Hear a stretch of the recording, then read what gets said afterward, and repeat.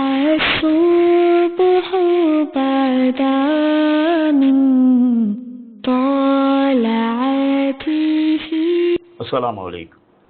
வீக்கலத்தூர் ஜாமியா பள்ளிவாசல் திறப்பு விழா கண்டு 25 ஆண்டுகள் நிறைவு பெற்ற இந்த தருணத்தில் அதன் மலரும் நினைவாக 25 ஆண்டுகளுக்கு முன் 18/5/2001 வெள்ளிக்கிழமை நடைபெற்ற நமது வீக்கலத்தூர் ஜாமியா பள்ளிவாசல் திறப்பு விழா நிகழ்வின் வீடியோ தொகுப்பை வெள்ளி விழா ஆண்டான இத்தருணத்தில் மக்களின் பார்வைக்கு பகிர்ந்து கொள்வதில் நவாலா நிறுவனம் பெருமை கொள்கிறது.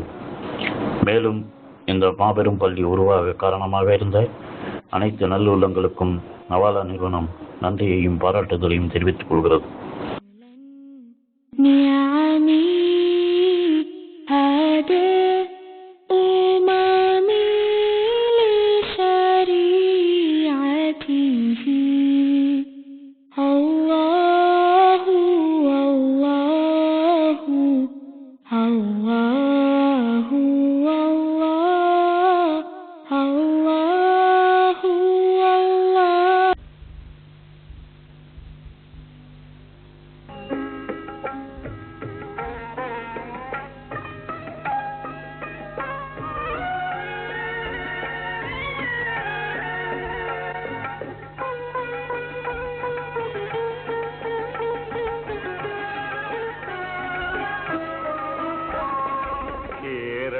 கரையோரம் வாழும் கருணை மிகும் பீமா,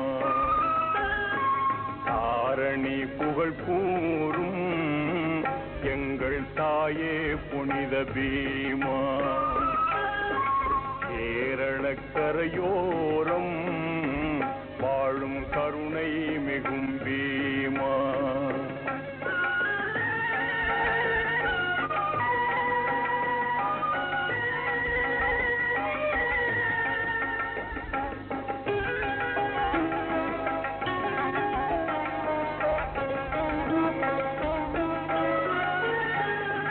பண்பான தூதர் நபி பாதை நாடி, பண்பான தூதர் நபி பாதை நாடி, பணிவாக சென்றீர் அன்பாக தேடி, அன்பாக தேடி. கேரள கரையோரம் வாழும் கருணை மிகும் பீமா.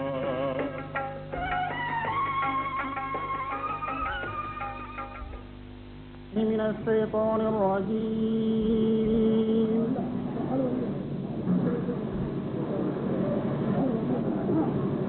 بسم الله الرحمن الرحيم.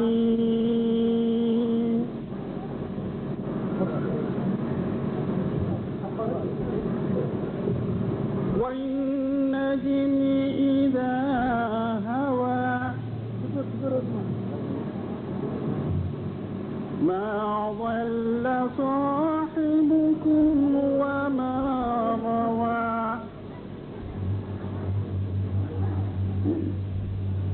وما ينطق عن الهوى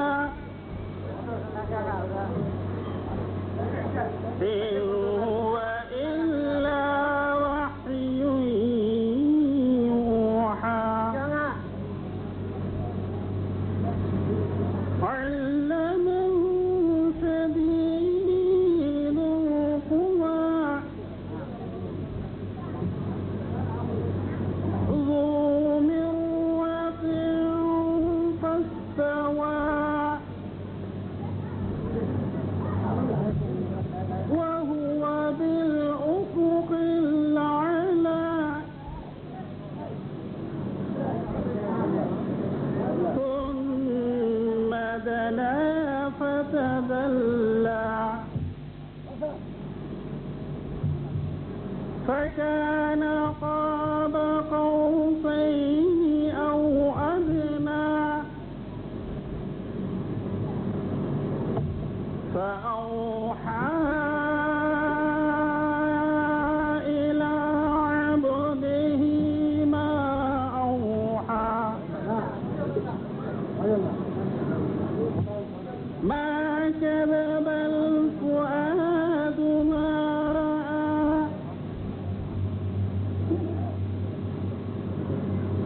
تسمعونه على ما يرى ولقد رآه نزلة أخرى عند سدرة المنتهى عندها جنة المأوى إذ يغشى السدرة ما يغشى ما زاغ البصر وما طغى لقد رأى من آيات ربه الكبرى أفرأيتم اللات والعزى ومناة الثالثة الأخرى ألكم ذكر وله أنثى تلك إذا قسمة ضيزى إن هي إلا أسماء سميتموها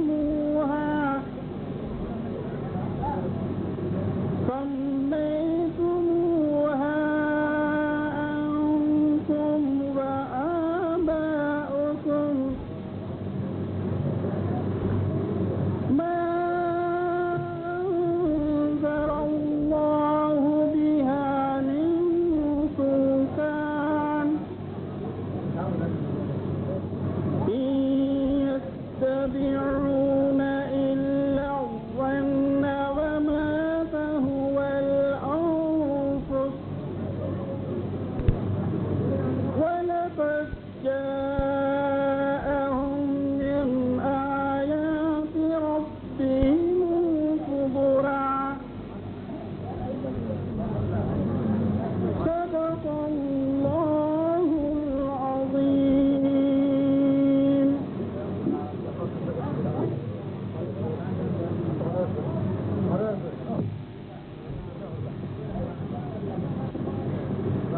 அடுத்தபடியாக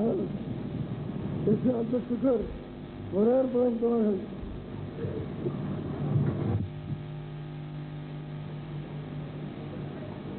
அஸ்ஸலாமு அலைக்கும். நாரே தக்பீர், நாரே தக்பீர், நாரே தக்பீர். ஆண்டவன் நமக்கு இவ்வளவு பெரிய ராமத்தையும் பொறுப்பையும் கொடுத்த அல்லாஹ்வுக்கு முதற்கண் நம் நன்றியை நாம் தெரிவித்துக் கொள்கின்றோம். அடுத்தபடியாக இந்த விழாவிலே எல்லோரையும் வரவேற்கும் பொருட்டு வரவேற்புக்காக உங்கள் முன் நின்று கொண்டிருக்கின்றேன். முதலாக இந்த பள்ளிவாசலை கட்டி முடிக்க துவா செய்தவர்களுக்கும் பொருள் உதவி செய்தவர்களுக்கும் தன் உழைப்பை கொடுத்தவர்களுக்கும்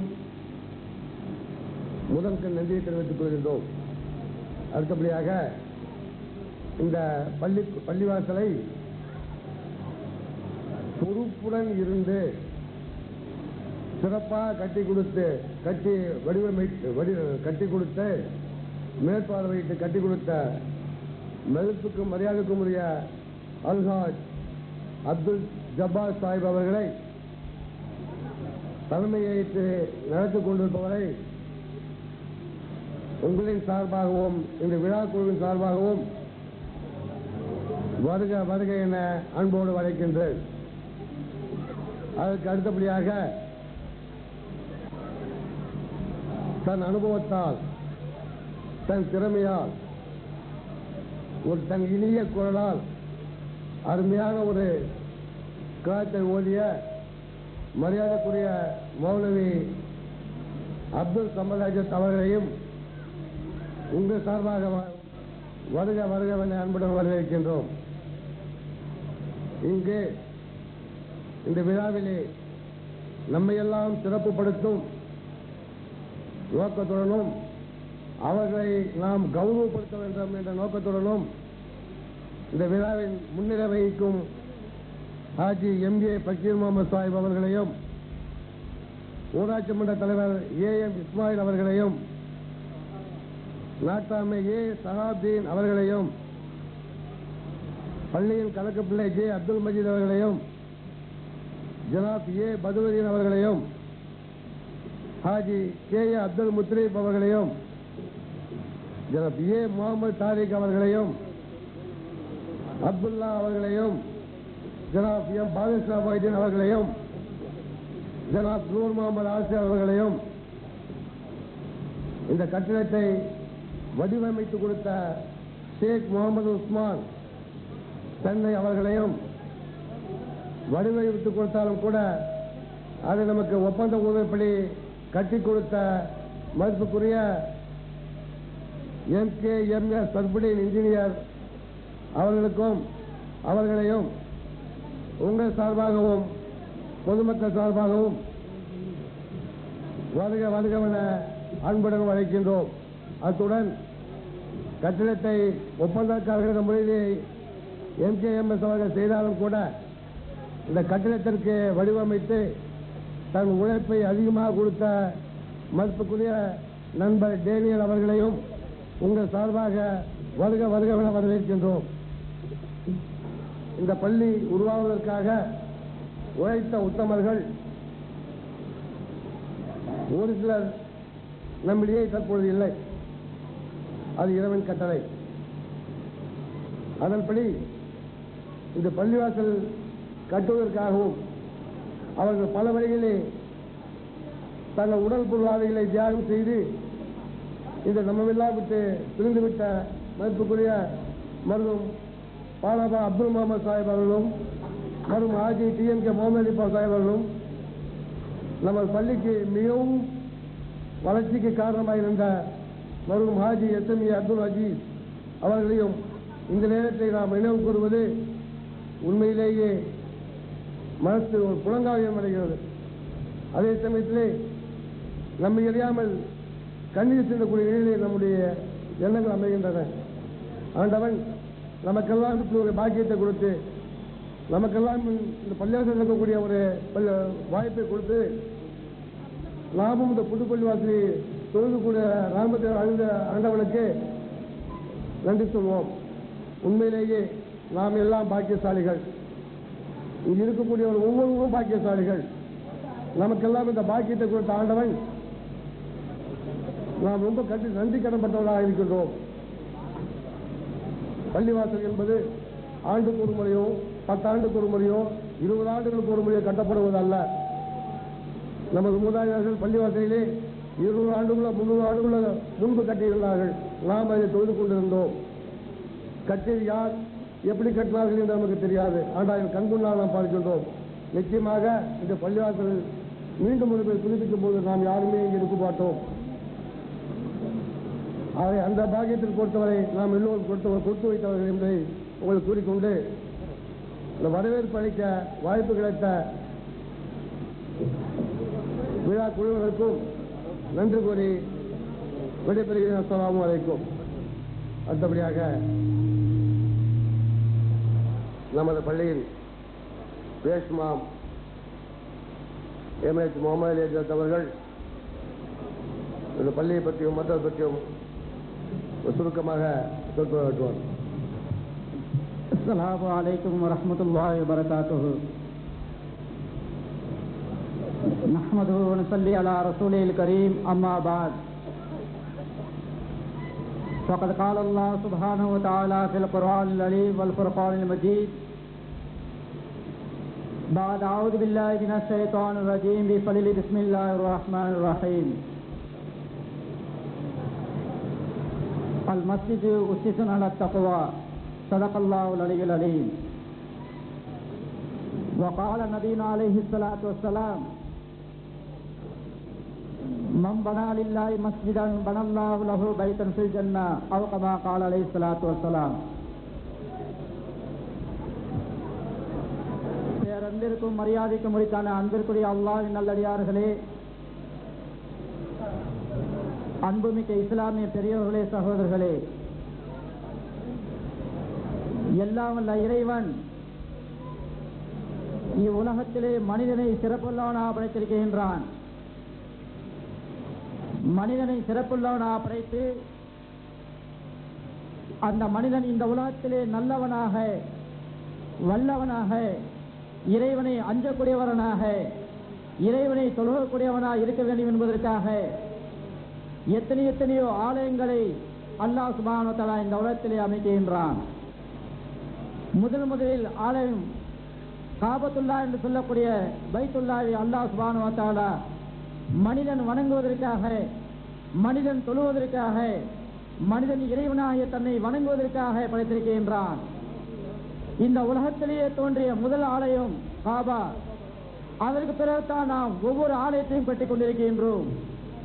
மனிதன் தொழுவதற்காக, மனிதன் இறைவனை வணங்குவதற்காக இன்று நாம் ஒவ்வொரு இடங்களையும் பள்ளிகளையும் அமைக்கின்றோம் என்று சொன்னால் அல்லாஹ் சுப்ஹானஹு வ தஆலா நமக்கு கொடுத்த ஒரு பேரருள் என்று தான் சொல்ல வேண்டும். மனிதன் இந்த உலகத்திலே பார்க்கக்கூடிய நேரத்தில் எத்தனையோ இடங்களை கட்டிக் கொண்டிருக்கின்றான், எத்தனையோ ஆழங்களை கட்டிக் கொண்டிருக்கின்றான், எத்தனையோ இல்லங்களை கட்டிக் கொண்டிருக்கின்றான், எத்தனையோ மாடா மாடிகளை கட்டிக் கொண்டிருக்கின்றான். ஆனால் அவைகள் எல்லாம் தனக்காக பயன்படுகின்றதே தவிர நாம் வணங்குவதற்காக பயன்படுகின்றதா என்று சொன்னால் நிச்சயமா இல்லை என்று தான் சொல்ல வேண்டும். மனிதன் ஒரு வீட்டை கட்டுகின்றான், தான் அந்த வீடுகளிலே குடியிருக்க வேண்டும், நாம் அந்த வீடுகளிலே வசிக்க வேண்டும், நாம் அந்த இல்லங்களிலே இருக்க வேண்டும், நமக்கு பிறகு நம்முடைய மனைவி அல்லது நம்முடைய குழந்தைகள் இருக்க வேண்டும் என்பதற்காக ஒரு மனிதன் வீட்டை கட்டுகின்றான். ஆனால் அதே நேரத்தில் அந்த மனிதன் வீட்டை கட்டி முடித்துவிட்டு அந்த வீட்டில் அவன் வாழ்ந்துவிட்டு சென்று விட்டான் என்று சொன்னால் அவன் எந்த நோக்கத்தில் கட்டினானோ அதே போன்று அந்த வீடுகளிலே அவனும் அவனுடைய குழந்தைகளும் அவனுடைய மனைவிகளும் தான் இருக்கின்றார்கள். ஆனால் நாம் புனிதமான ஒரு இல்லத்தை கட்டுகின்றோம், புனிதமான ஒரு மஸ்ஜிதை கட்டுகின்றோம் என்று சொன்னால் அது யாருக்காகவும் கட்டப்படவில்லை, யாருக்கும் நிர்ணயம் செய்து கட்டப்படவில்லை. அனைத்து முஸ்லிம்களாக இருக்கக்கூடியவர்களும் அவர்கள் யாராக இருந்தாலும் இந்த இல்லத்திலே தொழுது கொள்ளலாம், இந்த இடத்திலே அவர்கள் பிரவேசிக்கலாம், இந்த இடத்திலே அவர்கள் வந்து போவதற்கு அனுமதிக்கலாம் என்ற அனுமதி உண்டு என்ற ஒரு வழிமுறையை இந்த இஸ்லாம் நமக்கு தெல்ல தெளிவாக குறிப்பிடுகின்றது. இவருக்கு மாத்திரம் நிரந்தரம் கிடையாது, அனைத்து முஸ்லிம்களுக்கும் அவர்கள் யாராக இருந்தாலும் எவர்களாக இருந்தாலும் அந்த பள்ளிகள் சொந்தமானவைகள். இந்த பள்ளியிலே நன்மையான காரியங்களை செய்ய வேண்டும், இந்த பள்ளியிலே இறைவனை அஞ்ச வேண்டும், இந்த பள்ளியிலே திலாவத்துல் குர்ஆன் நடைபெற வேண்டும். இப்படி இருந்தது என்று சொன்னால் நிச்சயமாக நமக்கு இந்த பள்ளியுடைய மாண்புகளும் புகழ்களும் கிடைக்கும் என்பதில் சிந்திட்டும் சந்தேகம் என்பதில்லை. இன்று நாம் பள்ளிகளை சீரும் சிறப்புமாக அமைத்துக் கொண்டிருக்கின்றோம், சீரும் சிறப்புமாக அமைத்து விட்டோம். ஆனால் இது எவ்வளவு கஷ்டப்பட்டோம், எவ்வளவு கஷ்டப்பட்டு இதை கட்டினோம், எந்த முறையில் இதை நாம் உருவாக்கினோம் என்பதை ஒவ்வொரு சமுதாய மக்களும் உணர்ந்து கொள்ள வேண்டும். எவ்வளவு கஷ்டப்பட்டோமோ, எவ்வளவு பாடுபட்டோமோ, எப்படி உருவாக்கினோமோ அதே போன்று எல்லோரும் ஒன்றாக சேர்ந்து இந்த பள்ளியுடைய மகத்துவத்தை, இந்த பள்ளியுடைய அந்தஸ்தை, இந்த பள்ளியுடைய கண்ணியத்தை நாம் ஒவ்வொருவரும் பேணி பாதுகாத்தோம் என்று சொன்னால் நிச்சயமாக இந்த பள்ளிக்கும் ஊருக்கும் இதை உருவாக்கியவர்களுக்கும் இதை கட்டிக் கொடுத்தவர்களுக்கும் பெருமை சேர்க்கும் என்பதில் சிந்திட்டும் சந்தேகம் என்பதில்லை. ஆனால் நாம் தொழுகாமல் இந்த பள்ளியுடைய மகத்துவத்தையும் கண்ணியத்தையும் நாம் மதிக்காமல் இருந்தோம் என்று சொன்னால் நிச்சயமாக நம்முடைய ஊருக்கும் இந்த பள்ளிக்கும் அந்தஸ்து இல்லை, கண்ணியம் இல்லை என்பதை ஒவ்வொரு சமுதாய மக்களும் உணர்ந்து கொள்ள வேண்டும். எனவே கண்ணியத்திற்குரியவர்களே, புனிதமான ஆலயத்தை இன்று நாம் கட்டி அதை சிறப்பிலா செய்யக்கூடியவர்களாக இருக்கின்றோம். இந்த பள்ளியிலே நாம் ஒவ்வொருவரும் தொழ வேண்டும். இந்த ஊரிலே இருக்கின்றவர்களும் மற்ற ஊரிலே இருக்கின்றவர்களும் யார் எவராக இருந்தாலும் சரி இந்த பள்ளிக்கு வந்துவிட்டார்கள் என்று சொன்னால் உடனே தொழுது விட்டு தான் சொல்ல வேண்டும். இந்த ஊரிலே இருக்கக்கூடியவர்கள் 5 நேரமும் விடாமல் தொழுக வேண்டும். அதற்காகத்தான் நாம் இந்த பள்ளியிலே அமைத்திருக்கின்றோம். இன்ஷா அல்லாஹ் ஒவ்வொருவரும் இதை போன்று நாம் தொழுது வந்தோம் என்று சொன்னால் நமக்கு இந்த பள்ளியுடைய பெருமைகளும் மகத்துவங்களும் கிடைக்கும் என்பதில் சிந்தித்தும் சந்தேகம் என்பதில்லை. எல்லாம் வல்ல இறைவன் நம் அனைவருக்கும் தொழுகக்கூடிய பாக்கியத்தையும் நல்ல இபாதத்துகளை செய்யக்கூடிய பாக்கியத்தையும் அவனை நினைக்கக்கூடிய பாக்கியத்தையும் நம் அனைவருக்கும் கொடுத்தருள்வானாக. இதை உருவாக்கியவர்களுக்கும் இதை கட்டிக் கொடுத்தவர்களுக்கும் இதற்காக பாடுபட்டவர்களுக்கும் எல்லாம் வல்ல இறைவன் இம்மையிலையும் மறுமையிலையும் வெற்றியை தந்தருள்வானாக.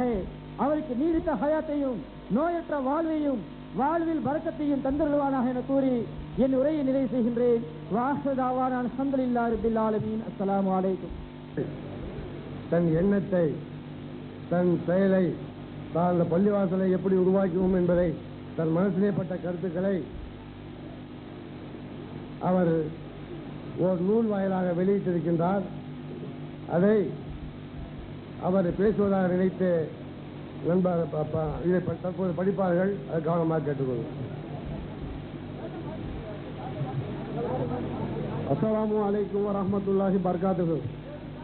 எங்களுடைய பெரிய தாப்பனர் எம்ஏ பக்கீர் முகமது சார்பாக நான் இதனை படிக்கின்றேன். வீக்கல்தூர் ஜாமியா மஸ்ஜித் ஒரு பார்வை. ஹாஜி எம்ஏ பக்கீர் முகமது ஜாமியா மஸ்ஜித் தலைவர். கல்லாற்றங்கரையோரம் எளிதாக அமைந்துள்ள எங்கள் வார்கவத்தூர் சுமார் 200 ஆண்டுகள் பழமை வாய்ந்தது. அக்காலத்திலிருந்து முன்னோர்களால் பள்ளிவாசல் கூரை கட்டிடமாக கட்டப்பட்டு தொழுகை நடந்து வந்தது. சில ஆண்டுகள் கழித்து பாதிகளில் ஆற்று வலைகளுடன் சுண்ணாம்பு காரையில் பள்ளிவாசல் புதுப்பிக்கப்பட்டது. பிறகும் மேலும் சில ஆண்டுகள் கழித்து மீதமுள்ள பாதி பகுதியை காங்கிரீட் கொட்டு போட்டி கட்டப்பட்டது. இப்பள்ளிவாசலுக்கு மானியமோ அரசாங்க நிதி உதவியோ கிடையாது. பள்ளியில் தலைவர் பொறுப்பேற்று அல்ஹாஜ் மானாயினான அப்துல் ஜபார் அவர்கள் மிகவும் சிரத்தை மேற்கொண்டு வெளிநாடு சென்றும் கூட நிதி வசூலித்து தன்னால் என்ற முழு ஒத்துழைப்பையும் கொடுத்தார். அவர் ஊரில் இல்லாத காலங்களில் அப்பொறுப்பை நான் கவனித்து வந்தேன். இப்பள்ளிக்கு முன்னர் எங்கள் மண்ணுக்கு சொந்தக்காரரான லெபகுடிக்காடில் வசிக்கும் பார்க்க டிராவல் ஏஜென்சியின் உரிமையாளர் மருகும் ஹாஜி KM அப்துல் சுபஹான் அவர்கள் தான் சொந்த செலவில் கட்டி வழங்கியுள்ளார். சகோதரர் ஆயா சம்சுதீன் பள்ளிக்கு கட்டிட பணிக்கு கணிசமான அளவு நிதி உதவி வழங்கியுள்ளார். மேலும் வளைகுடாவில் வாழும் இவ்வூர் சகோதரர் சிராஜுதீன் சர்பதி இவர்கள் பெரும் முயற்சியால் வளைகுடாவில் வாழும் ஆலி ஜனாப் ஹாஜி முகமது தயீப் அவர்கள் இப்பள்ளிக்கு கட்டிட பணிக்கு பெருமளவு நிதி உதவி அளித்துள்ளார். துபாய் சங்க நிர்வாகிகள் ஜனாப் ஆனாஜான முகமது ஜக்ரியா, ஜனாப் ஹானா முகமது ஜக்ரியா போன்றவர்களின் பெருமுயற்சி பள்ளிவாசல் கட்ட நிதி உதவி பல காரணமாக இருந்தார். வளைகுடாவில் மற்ற நாடுகளில் ஊர்வாசிகள் பங்கும் பாராட்டத்தக்கது. பள்ளிவாசல் கட்டிட பணிக்கு நிதி வழங்கிய அனைவருக்கும் ஜமாதர்கள் நன்றி என்று உறுத்தாகுக. நிர்வாக நாட்டாண்மையாக இருந்து மஸ்ஜித் கட்டிட பணிக்கு சீரிய முயற்சினால் இப்பள்ளிக்கு அடிக்கல் நடத்தி இன்று நம்மோடு இல்லாமல் மறந்துவிட்ட மருகும் பானா அப்துல் முகமது அவர்களுக்கும் மஸ்ஜித் கட்டிட பணியில் ஆலோசனை நல்கிய மருகும் SMA அப்துல் அஜீஸ், மருகும் தானாமீனாக்கா வண்ணா முகமது அலி ஆகியோர்கள் மறுமையோடு வளமிக்கதாக துவா செய்வோம். அல்லாஹ் நறுவு செய்வானாக. ஆமீன். மெயின் ரோட்டில் ஆசிரிக்கான பள்ளிவாசல் ஆண்களுக்கான இரவு மதரசா புத்தக சேவை அமைப்பு சார்பில் நடந்து வருகிறது. வீக்கத்தில் இடப்பற்றாக்குறை ஏற்பட்ட காரணத்தால் ஊர் விசாரிக்கப்பட்டு ஆற்றின் அடுத்த கரையில் வீடுகள் தோற்றுவிக்கப்பட்டு குடியேறினார். அதற்கு மின்னத்தவரை என்று பெயர் சூட்டப்பட்டது. சுமார் 2000 முஸ்லிம்கள் வசித்தவரை பகுதியில் வீக்கல் ஜமாத் மூலம் பள்ளிவாசல் கட்டி தொழுகை நடைபெற்று வருகிறது. இப்பகுதி மக்களுக்காக கப்பசன் ஒன்று உண்டாக்கப்பட்டது. பள்ளியில் காலப்போக்கில் இடப்பற்றவரை ஏற்படும் என்ற தொலைநோக்கு திட்டத்தில் என்னால் ஜனாப் ஹாஜி கானா அப்துல் முத்தலிப் மற்றும் மருகும் ஹாஜி தானாமீனாக்கான முகமது அலி அவர்களும் நபர் ஒன்றுக்கு 16 சென்ட் இடம் நிலம் இலவசமாக ஒதுக்கீடு செய்து கூடுதல் 48 சென்ட் நிலம் பள்ளிவாசலுக்கு ஒதுக்கப்பட்டது. இதுக்காரும் தொடர்ந்து பள்ளி நிர்வாக பொறுப்பினை கவனித்து வரும் எனக்கு ஜமாதோட ஒத்துழைப்பு நல்ல முறையில் கிடைத்ததற்கு நன்றி செலுத்த கடமைப்பட்டுள்ளேன். தொடர்ந்து பணியை செய்வதற்கு உடல் வலிமையும் மன வலிமையும் தந்துள்ள இறைவனை ஆமீன். அஸ்ஸலாமு அலைக்கும். அடுத்தபடியாக இந்த கட்டளை கட்டுவதற்கு ஒப்பந்தக்காரர்கள் வேலை செய்தாலும் கூட தன்னுடைய பெரும் முயற்சியால் அது எப்படி இருந்தால் நன்றாக இருக்கும் என்று அடிக்கடி இங்கு விஜயம் செய்து இந்த வேலையின் முழு பொறுப்பை ஏற்று முழுவதுமாக பணியாற்றிய நண்பர் தேவ டேனியல் அவர்களை உங்கள் முன் பேச வைக்கிறேன்.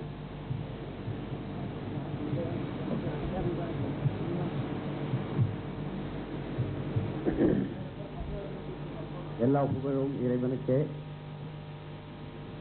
இந்த பள்ளிவாசல் திருப்புழாவில் தலைவர் அவர்களே, மேடையிலே வீட்டிற்கக்கூடிய உலமா பெருமக்களே, இஸ்லாமிய அன்பு சகோதரர்களே மற்றும் இந்த சிறப்பு விழாவிற்கு வந்திருக்கக்கூடிய மாற்று சமயத்தாரே, உங்கள் அனைவருக்கும் என்னுடைய காலை வணக்கத்தை நான் தெரிவித்துக் கொள்கின்றேன்.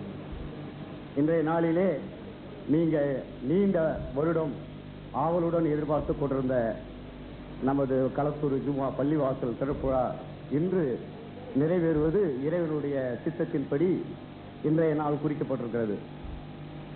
இந்த நாளை குறித்து அநேக தரம் சுமார் ஒரு 8-9 வருடங்களாக இந்த திறப்புழா நாள் எப்போது என்பது எல்லோருக்கும் ஒரு கேள்வியாக இருந்தது.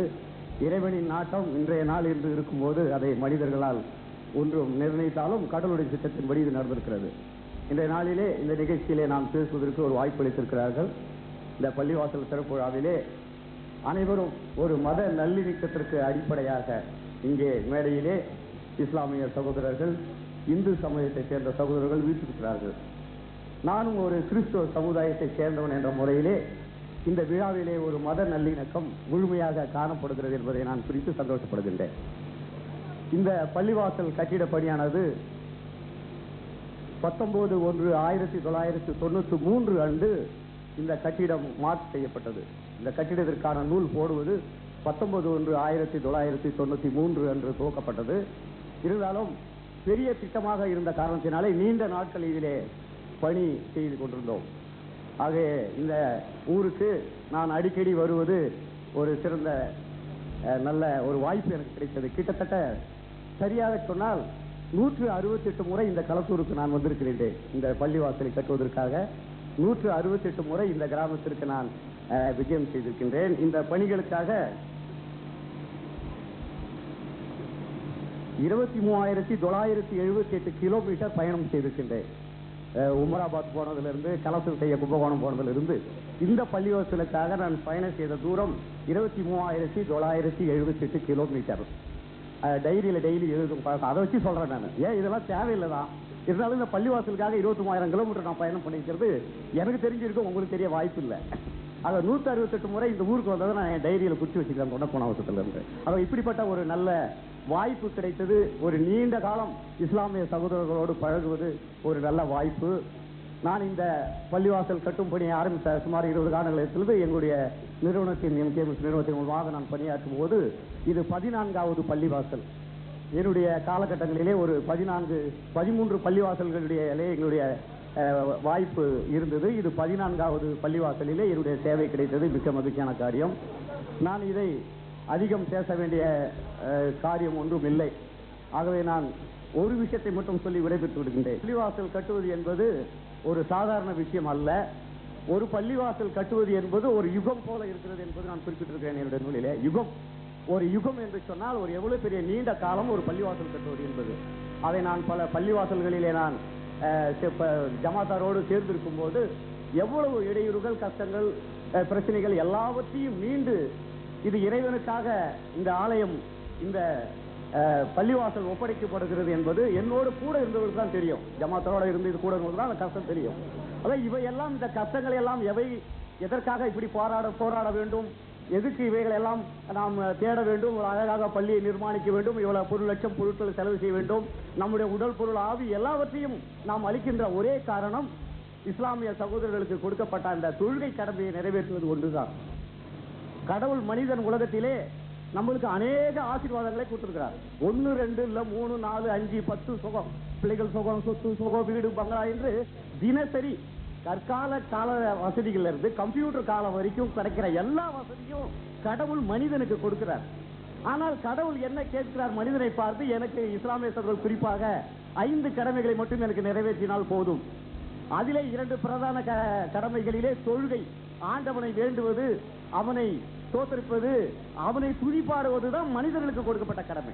ஆகவே கடவுள் நம்மளுக்கு சொத்து சுகம் எல்லாம் இந்த உலகத்துல கொடுத்தாலும் கூட அவன் நம்மிடம் கேட்கிற காரியம் ஒண்ணுதான், என்னை நீ தொழுது கொள், என்னை நீ மதித்து என் வழிகளில் நட, அதாவது நேர் வழியில் நடந்து கொள் என்ற இரண்டு தான் அவன் கேட்கறது. நேர் வழியில் நடந்து கொள்ளுதல், என்னை தொழுது கொள்ளுதல், இதை இரண்டை செய்தால் எல்லாமே முடிந்து விட்டது. ஆக இப்படிப்பட்ட இரண்டு கடமைகளுக்கு முக்கியமாக இந்த பள்ளிவாசல்கள் திகழ்கிறது என்பது என்னோடு பார்ப்பவர்கள் எல்லோருக்கும் தெரியும். ஆக இந்த பள்ளி கட்டப்படுவது என்பது ஒரு ஆடம்பரத்துக்காக அல்ல. ஏதோ ஒரு பெரிய நகரத்தில் இஸ்லாமியர்கள் இருக்கிறார்கள், அவர்கள் பிரமாதமாக ஒரு பள்ளிவாசலை கட்டிவிட்டார்கள் என்பதற்காக அல்ல. ஆக முழுமையாக இந்த பள்ளிவாசல் கட்டப்பட்டின் நோக்கம் நிறைவேறுவது எதிரில் என்றால், இது நிரம்பி வழிந்து என்று தொழுகை செய்கிறார்களோ அப்போதுதான் இந்த பள்ளிவாசல் கட்டப்பட்டதுடைய பெருமை, அதனுடைய நோக்கம் நிறைவேறும் என்று நான் நினைக்கின்றேன். ஒவ்வொரு மனிதர்களுக்கும் ஒவ்வொரு மதத்திற்கும் ஒரு கடமை இருக்கிறது. தொழுகை என்றால் நான் ஞாயிற்றுக்கிழமை கிறிஸ்தவம் கோயிலுக்கு போகணும், கிட்டத்தட்ட 100% கோயில் போயிடுவேன். சர்ச்சுக்கு ஞாயிற்றுக்கிழமை எந்த வேலையா இருந்தாலும் கோயிலுக்கு போயிடுவேன். வருஷத்துல 1-2 தடவை தான் போகும். நான் ஒரு கணக்கு போட்ட இஸ்லாமிய சகோதரர்களுக்கு நம்முடைய சராசரி வயது 65 என்று கணக்கு போட்டிருக்கிறார்கள். இந்தியாவிலே 62 65 வயது வரை வாழ்வதற்கு சராசரி வயது.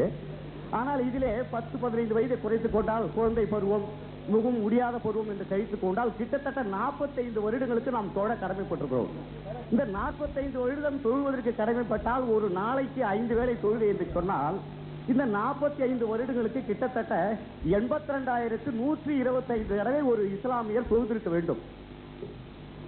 ஒரு சராசரி வயதிலே குறைத்து பார்த்தால் கூட 82,000 முறை ஒரு இஸ்லாமியர் தன் தொழுகை கடமையை நிறைவேற்றும் என்பது கொடுக்கப்பட்ட கடமை. இதில் குறைத்துக் கொள்ளவோ, இதில் கொஞ்சம் 2 குறைத்துக் கொள்ளலாம், ஒரு 5,000 குறைத்துக் கொள்ளலாம், ஒரு 10,000 குறைத்துக் கொள்ளலாம், 50,000 தொழுதால் போதும் என்பதே அல்ல. 82,125 தடவையும் தொழ வேண்டும். ஆனால் வாழ்க்கையிலே இப்படி 82,000 தடவையும் தொழுவதற்கு உண்டான வாய்ப்புகள் கிடைக்கிறதா என்பதுதான் எல்லோருக்கும் இஸ்லாமியர்கள் தங்களுக்குள்ளே கேட்கப்பட்ட ஒரு கேள்வி. நான் என் வாழ்க்கையில் சராசரி 82,000 முறை தொழுது விட்டேனா என்பது. ஆனால் சிலருக்கு இது கிடைக்காது. இந்த தொழுகை விட்டுவிட்டால், இந்த நாளிலே இந்த 5 நாள் தொழுகை இன்று செய்ய முடியாவிட்டால் வாழ்க்கையில என்றுமே கிடைக்காது. ஆகவே இந்த முழு கடமையை நிறைவேற்றுவதற்கு கட்டாயம் இருக்கிறது. இதில் சாக்கு போக்கு சொல்ல எவ்வித வழியும் இல்லை. ஆகவே இப்படிப்பட்ட ஒரு தொழுகை நிறைவேற்றுவது இஸ்லாமியர்களுக்கு, நான் ஒரு கணக்கு போட்டேன், இன்னொரு நாட்டில் இப்படி தொழணும்னு. இவ்வளவு தூரம் 82,000 கொஞ்சம் நஞ்சம், எவ்வளவு தரம் தொழ வேண்டியிருக்கு. ஆகவே கடவுள் இந்த தொழுகையை குறித்து அருமையாக இங்கே இந்த கணக்கு நயனம் ஒன்று போட்டேன். ஆகவே இஸ்லாமிய இந்த களத்தூர் கிராம சகோதரர்கள் மிகவும் கொடுத்து வைத்தவர்கள். மிக அருமையான ஒரு கட்டடம், அருமையான மினார், இங்கே எல்லா வசதிகளும் செய்யப்பட்டிருக்கிறது. நான் இந்த பள்ளிவாசலில் கட்டப்பட்ட அனுபவங்களை குறித்தெல்லாம் ஒரு புத்தகமாக எழுதியிருக்கின்றேன். என்னுடைய பள்ளிவாசல் கட்டிட அனுபவங்கள் என்ற தலைப்பிலே ஒவ்வொரு ஜமாத்திலும் ஏற்பட்ட அனுபவங்களை நான் புத்தகமாக இந்த இங்கே இன்று வெளியிட இருக்கிறார்கள். ஆகவே அந்த புத்தகத்திலே நான் ஒரு பெருமையாக அநேக ஜமாத்துகளுக்கு நான் சென்றிருக்கின்றேன். ஆனாலும் கூட இந்த களத்தூர் ஜமாத்திலே அந்த பாங்கு சொன்னவுடன் தொழுகைக்கு கூட்டமாக வரக்கூடிய ஒரு இடம் இருக்கிறது என்று சொன்னால் அது களத்தூர் கிராமம் தான் என்பதை நான் பெருமையுடன் சொல்லிக்கொள்ள ஆசைப்படுகின்றேன். நான் கட்டிய அநேக பள்ளிவாசலுக்கு செல்லும் போதெல்லாம் 20 பேர், 30 பேர், 10 பேர், 50 பேர் என்று தொழுகை செய்த அந்த கூட்டத்தை நான் பார்த்திருக்கின்றேன். ஒரு பள்ளிவாசலிலே, ஒரு மிகப்பெரிய பள்ளிவாசல் தமிழ்நாட்டிலே 26 பேர் தான் மக்ரிப் தொழுகைக்கு வந்திருந்தார்கள். ஆகவே களத்தூரை பொறுத்த வரையிலே இந்த பள்ளிவாசல் கட்டப்படுறதுக்கு முன்னாலும் சரி, கட்டப்பட்ட பின்னாலும் சரி, சராசரியாக ஒரு 100-150 பேர் தொழுகிறார்கள். ஆக அப்படிப்பட்ட ஒரு தொழுகைக்கு கூட்டம் இருக்கக்கூடிய இந்த நகரத்திலே இந்த பள்ளிவாசல் கட்டப்பட்டது மிகவும் பொருத்தமானது.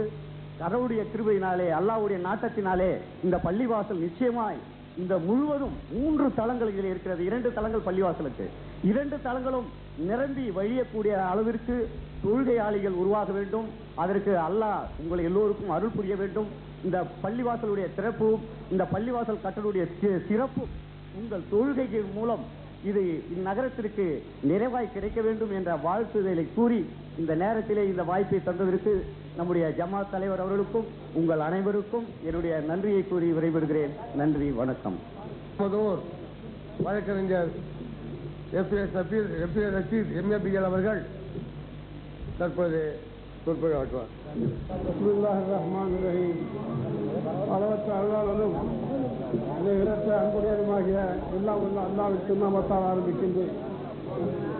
மதிப்புக்குரிய தலைவர் அவர்களே, கண்ணியமிக்க ஜமாத்தார்களே, கௌரவமிக்க மற்றும் வெளியூர் மற்றும் மற்றவர்களும் ஆகிய நம் சகோதர மார்க்கத்தைச் சேர்ந்த பெரியவர்களே, தாய்மார்களே, சகோதர சகோதரிகளே, உங்கள் அனைவருக்கும் என்னுடைய அஸ்ஸலாமு அலைக்கும். இந்த நாள் நம்முடைய ஊரிலே ஒரு சரித்திரத்தை எழுதக்கூடிய நாள். இந்த நாள் நம்முடைய சரித்திரத்திலே ஒரு பொன்னான நாள். இப்படிப்பட்ட ஒரு நாள் வரார்கள். அவர் சொன்னார், நாம் 2 பேருமே ஒன்றாக போவோம் என்று நினைத்தோம். நீங்கள் முதலிலே போய் வந்து விட்டீர்கள். ஆண்டவன் எனக்கு அடுத்த ஆண்டு தான் வாய்ப்பு கொடுத்தார் என்று சொன்னார். அது எப்போது சொன்னார்? அவர் திரும்பி வரும்போது சென்ட்ரல் ஸ்டேஷனிலே நான் விபத்துக்கு உள்ளாகி, மோட்டார் வாகன விபத்துக்கு உள்ளாகி வீட்டிலேயே நர்சிங் ஹோம் வீட்டிலே இருந்து முதலாக அவரை வரவேற்பதற்காக சென்ட்ரல் ஸ்டேஷன் நான் சென்றிருந்தேன். அப்பொழுது என்னுடைய அருமை நண்பர்கள் தலைவர் அப்துல் ஜப்பார் அவர்களும், பக்கீர் முகமது அவர்களும், என்னுடைய அருமை நண்பர் அப்துல் முத்தலிப் அவர்களும், என்னுடைய அருமை நண்பர் ஹாஜி மருகம் TMK ஹனீஃபா அவர்கள் வந்திருந்தார்கள். நாங்கள் அப்பொழுது அவரிடத்தில் வரவேற்று விட்டு நான் சொன்னேன், எல்லோரும் திரண்டிருந்த ஒரு வார்த்தையை நான் சொன்னேன், எனக்கு கண்ணீர் வடிக்கிறது. நமது ஊருக்கு கிழக்கே உள்ள லெப்பைக்குடி காட்டிலே அவர்கள் கடமை செய்து விட்டார்கள். நாம் நம்முடைய கடமை செய்வதற்கு நம்முடைய பள்ளிவாசலை உடனடியாக கட்ட வேண்டும். காலம் கடத்தினாலோ அல்லது வேற பிரச்சனைக்காக நிறுத்தி வைத்திருந்தாலோ இறைவன் நம்மை மதிக்க மாட்டான். ஆகவே இதற்கு நாம் ஒரு முடிவு எடுத்தாக வேண்டும் என்று அங்கே ஒரு முடிவு செய்தோம். இதே பள்ளிவாசலுக்கு முன்பு சின்னைக்கு உள்ளே 2 கிளாஸ் வகுப்புகள் நடந்து கொண்டிருக்கும். பள்ளிவாசலுக்கு உள்ளவே 2 வகுப்புகள். அப்போது அப்துல் கபூர் ஹசரத் என்பதை நான் நினைக்க கடமைப்பட்டிருக்கிறேன். அவர்கள் சமுதாயத்தை பற்றியும் ஊர் மக்களை பற்றியும் ஆர்வமாக பாட சொல்லி தந்தார்கள். அப்போது என்னோட படித்தவர்கள் கூட இருக்கிறார்கள். குறிப்பாக நம்ம மேலத்தரு பரமசிவன் அவர்கள் கூட நினைக்கிறேன், அவர்களுக்கு வந்திருப்பார். நாங்கள் எல்லாம் படித்தோம். அவர்கள் சொன்னார்கள், ஒரு பைசாவுக்கு ஒரு பொருள் என்று சொன்னால் 12 பைசா 12 பொருளுடைய விலை என்ன என்று கேட்டார்கள். அந்த கிளாஸில் இருந்து 36 பேர் எழுந்து நின்றுமே தவிர 12க்கு ஒரு அணா என்று சொல்ல தெரியவில்லை. ஏன் என்று சொல்கிறேன் என்று சொன்னால், அப்படிப்பட்ட பள்ளிவாசலாக இருந்ததை மாற்றி சிறந்த முறையை நாம் பள்ளிவாசலை உருவாக்க எல்லாம் வல்ல இறைவன் நமக்கு அருள்தான். இறுதியாக இந்த பணிக்கு யார் யார் எப்படியெல்லாம் ஈடுபட்டார்களோ, இந்த பணிக்கு யார் பங்களித்தார்களோ, யார் பணிக்கு யார் பங்களித்தார்களோ, இந்த பணி சிறப்பாக நடக்க வேண்டும் என்று யார் எண்ணத்திலே நினைத்தார்களோ அவர்கள் எல்லாருக்கும் நாம் நன்றி செலுத்த கடமைப்பட்டிருக்கிறோம். இறுதியாக இறைவா, எங்களுடைய சக்திக்கு ஏற்ப நாங்கள் இந்த மாபெரும் பள்ளிவாசலை கட்டி முடித்திருக்கிறோம். இவரை குறையை மன்னித்துவிட்டு எங்களுடைய பணியினை ஏற்றுக்கொள்வாக என்று எல்லாம் வல்ல இறைவனை நாம் இறைஞ்ச கடமைப்பட்டிருக்கிறோம். அவ்வாறு எல்லா வல்ல இறைவன் நமக்கு அருள் செய்து நம்முடைய பணியை ஏற்றுக்கொள்வானாக. ஆமீன். அப்படியாக வீக்கத்தூர் கவிஞர் ஊந்தூர்பேட்டை மொய்தீன் அவர்கள் ஒரு 10 நிமிஷம், அதை விட கம்மியாக முடிச்சுட்டா ரொம்ப சந்தோஷம் தான். இப்போ நம்ம வந்து பள்ளிவாசலுடைய பெருமையை பற்றி நான் பேசுவோம். அஸ்ஸலாமு அலைக்கும். வல்லோனை நாள்தோறும் போற்றி, வான் மறையை அனுதினமும் போற்றி, எல்லாமே அவன் செயல் போற்றி, ஏகமும் அவனடியை போற்றி, கள்ளமில்லா உள்ளமதை போற்றி, கனிவுடன் நின்றவனை போற்றி, மனிதனை படைத்தவனை போற்றி, மகத்துவம் புரிந்தவனை போற்றி, இனிமைகள் சேர்த்தவனை போற்றி, இதயத்தை கொடுத்தவனை போற்றி, வானமும் வையகமும் போற்றி, வான் மலை பூங்காற்றும் போற்றி, வான் சுடர் ஒளியையும் போற்றி, வாழ்ந்திட செய்த இறையோனை போற்றி போற்றி நான் ஆரம்பம் செய்கின்றேன். வெள்ளி புலர்ந்த காலையில் துள்ளி வருகின்ற காவிரியாக இங்கே அமர்ந்திருக்கக்கூடிய அத்தனை பெரியவர்களுக்கும் அரிது அரிது மானிடனாய் பிறப்பது அரிது, அரிது அரிது மானிடனாய் பிறப்பது அரிது, பெரிது பெரிது இஸ்லாத்திலே பிறக்க செய்தானே அது அதைவிட பெரிது. அரிது அரிது மானிடனாய் பிறப்பது அரிது, அதிலும் பெரிது பெரிது இஸ்லாத்திலே பிறக்க செய்தானே அது அதைவிட பெரிது. நமக்கு பின்னே இங்கே பேச்சாளர்கள் பேசக்கூடிய அதிகமாக பேசக்கூடிய நேரம் இருப்பதால்,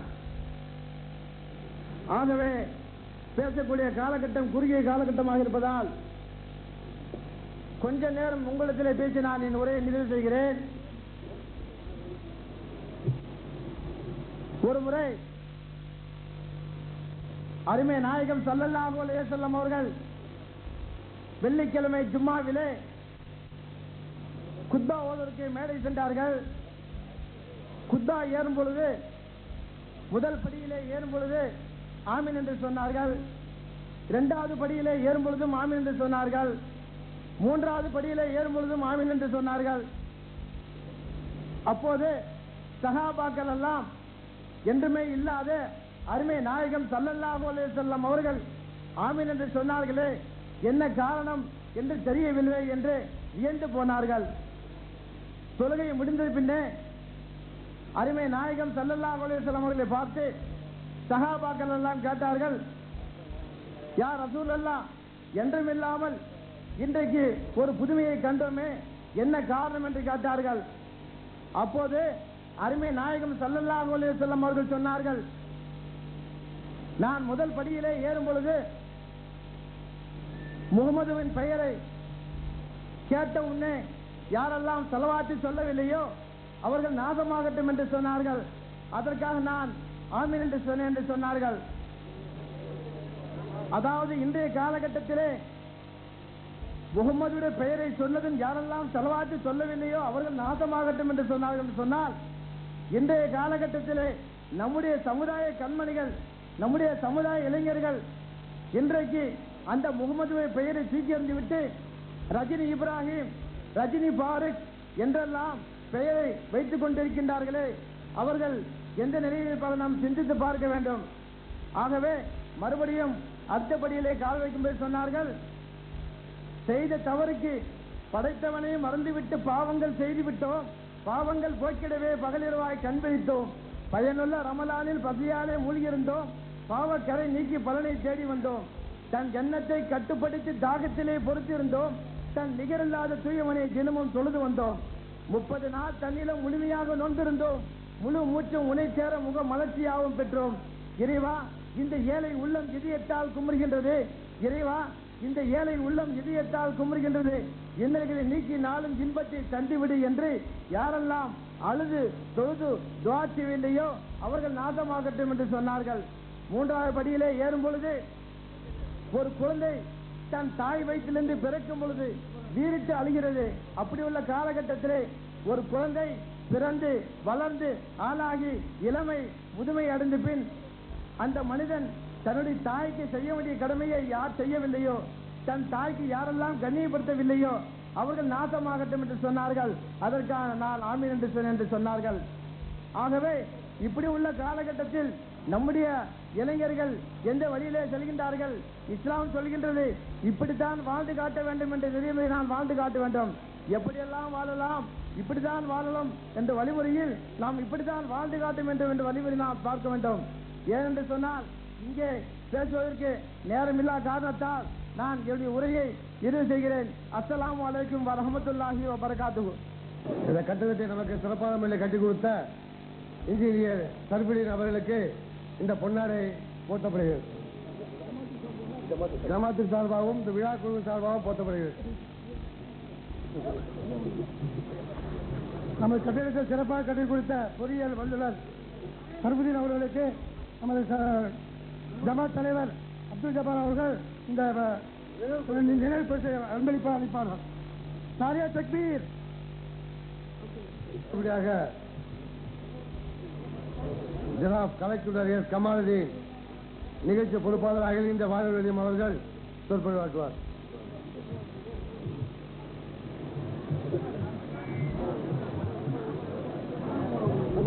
நஹ்மதுஹு வ நுஸல்லி அலா ரசூலிஹில் கரீம். இந்த மேடை ஸ்டேஜ்ல எல்லாம் கொஞ்சம் அமைதியா இருங்க. ஸ்டேஜை சுற்றி தான் ஒரு பெட்டாலியன் ஹெட் குவார்டர் இங்கே தான் இருக்கு.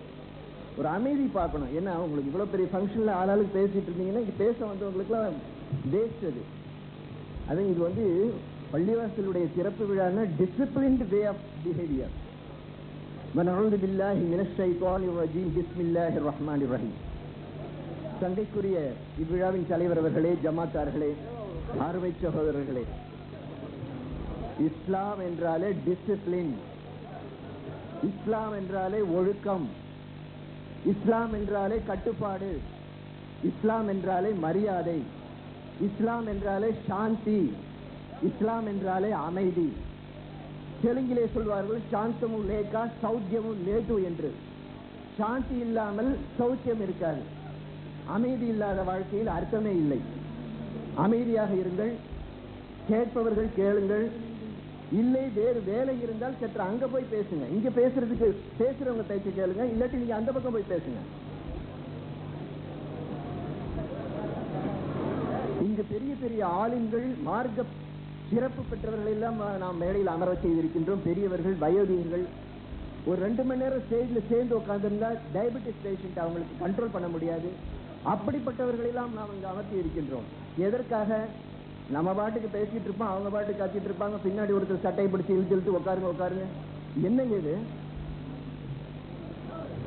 எல்லாரும் குறைவான நேரம் தான் பேசுவார்கள். ஒரு மீட்டிங்ல ஒருத்தர் 3 மணி நேரம் பேசினார். பேசிட்டு அன்பர்களே பெரியவர்களே இனி நான் தலைப்புக்கு வருகிறேன் என்று சொன்னாராம். அப்ப 3 மணி நேரம் அவர் என்ன பேசினார்? அந்த மாதிரி மேடை அல்ல இது. அருமை பெரியவர்களே, இஸ்லாம் என்றாலே உங்களுக்கு தெரியும். ISLAM, இஸ்லாம். இஸ்லாம் என்றால் ஐங்கால தொழுகை. இஷா, சுபஹ், லுஹர், அசர், மஹ்ரிப். இந்த ஐங்கால தொழுகையை நாம் சிறப்பாக நிறைவேற்ற வேண்டும். இஸ்லாத்தினுடைய ஃபர்து 5 என்ன? கலிமா, தொழுகை, நோன்பு, ஜகாத், ஹஜ். இந்த இரண்டாவது கடமையாகிய தொழுகையை நிறைவேற்றுவதற்காகத்தான் இந்த பள்ளிவாசலை நாம் கட்டியிருக்கின்றோம். அருமை சகோதரர்களே, ஐங்கால தொழுகையை நாம் சிறப்பாக நிறைவேற்றுவதற்காக அல்லாஹ் ஜல்ல ஷானஹு தஆலாவை தொழுவதற்கு, வணங்குவதற்கு நாம் கடமைப்பட்டிருக்கின்றோம். அதற்காக கட்டப்பட்டதுதான் இந்த பள்ளி. பள்ளி என்று சொன்னாலே மஸ்ஜித் என்கின்றோம், சஜிதா செய்கின்ற இடம். இறைவனை ஒருவனைத்தான், இறைவன் ஒருவனைத்தான் நாம் இங்கு வணங்குவதற்காக கடமைப்பட்டிருக்கிறோம். லா இலாஹ இல்லல்லாஹ் முஹம்மதுர் ரசூலுல்லாஹ். வணக்கத்திற்கு உரியவன் இறைவன் ஒருவன் தான். அந்த எல்லாம் வல்ல இறைவனை வணங்குவதற்காக இந்த பள்ளி, அவனை சஜிதா செய்வதற்காக இந்த பள்ளி. எப்படி சஜிதா செய்ய வேண்டும்? கூட்டம் கூட்டமாக, சப்பு சப்பாக, நெருங்கி நெருங்கி நின்று. பள்ளியினுடைய அலங்காரம் எதில் இருக்கிறது என்றால் இங்கு தொழக்கூடியவர்களுடைய கூட்டத்தை பொறுத்திருக்கிறது. எவ்வளவுக்கு அளவு பெரியதாக பள்ளிவாசல் கட்டுகிறோமோ அவ்வளவுக்கு அளவு நெருக்கமாக, நிறைவாக அனைவரும் கலந்து கொண்டு ஐங்கால தொழுகையை நிறைவேற்றுவதற்கு நாம் கடமைப்பட்டிருக்கிறோம். அத்தகைய ஒரு சிறந்த பள்ளியாக, மிகச்சிறந்த மஸ்ஜிதாக இது உருவாக வேண்டும். இந்த பள்ளி கட்டுவதற்கு பல தடைகள் வந்திருக்கலாம். தடைக்கற்கள் தான் மனிதனுக்கு வெற்றி பாதையாக இருக்கின்றது. தடைகள் தான் மனிதனுக்கு வாழ்க்கையினுடைய டானிக். தடைகள் தான் வெற்றியை சொல்லித் தரக்கூடிய ஆசிரியர். எனவே அதைகளெல்லாம் நீங்கள் வெற்றியாக எடுத்துக்கொள்ளுங்கள். ஆங்கிலத்திலே சொல்வார்கள், defeat is for those who acknowledge it. எவன் ஒருவன் தோல்வி என்று தோல்வியை ஒப்புக்கொள்கிறானோ அவனுக்குத்தான் அது தோல்வியை அன்றி, தோல்வி என்பது வெற்றியினுடைய முதல் பாதை. Success builds confidence, failure dejects a person என்பார்கள். வெற்றி என்பது மனிதனுக்கு சற்று இருமாப்பை கொடுக்கும், தோல்வி கன்று சற்று துவளக்கு தரும். அத்தகைய சமுதாயமாக நாம் இருக்கக்கூடாது. தடைக்கற்களை நீங்கள் விலக்கி சென்று வெற்றி பாதையில் நடைபெறக்கூடிய ஒரு மிகச்சிறந்த சமுதாயமாக இங்குள்ளவர்கள் இருக்க வேண்டும். மிகச்சிறந்த ஒரு அமைப்பாக இந்த பள்ளிவாசல் கட்டப்பட்டிருக்கிறது. இதற்கு பல வகைகளிலும் எல்லோரும் உதவி செய்திருக்கிறார்கள். இந்த பள்ளியை நிறைவாக நாம் நன்றாக ஒவ்வொரு நேர தொழுகையில் மிகச் சிறப்பாக தொழுது இறைவனை வழிபட்டு நம்முடைய வாழ்க்கையில் மேன்மையடைய எல்லாம் வல்ல இறைவன் நமக்கு அருள் புரிவானாக என்று உணர்வதற்கு நல்லறிவும், வாழ்வதற்கு இறைமறையும், ஒழுகுவதற்கு நபிமொழியும் செயல்திறனும் மனங்கணிந்து நமக்கு அளித்த பேரருளின் இறைவனை வியந்து போற்றி உங்கள் எல்லோருடைய வாழ்க்கையின் பொலிவுற்று வழிபெற்று எல்லோரும் நீடூழி வாழ இந்த பள்ளியுடைய பெருமை மிக சிறப்பாக இந்த உலகெல்லாம் பரவ நான் எல்லாம் வல்ல இறைவனை வேண்டி வாழ்க்கைக்கு நன்றி கூறி உரையை நிறைவு செய்கிறேன். வாஹிருதான அல்ஹம்துலில்லாஹி ரப்பில் ஆலமீன். அஸ்ஸலாமு அலைக்கும் வரஹ்மத்துல்லாஹி தஆலா வபரகாத்துஹு. மௌலவி அப்துல் சமத் அஜத் அவர்கள் பேசுவார்.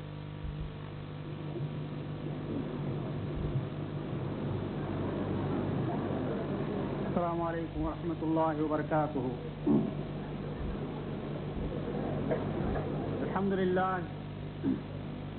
அல்ஹம்துலில்லாஹி ரப்பில் ஆலமீன்.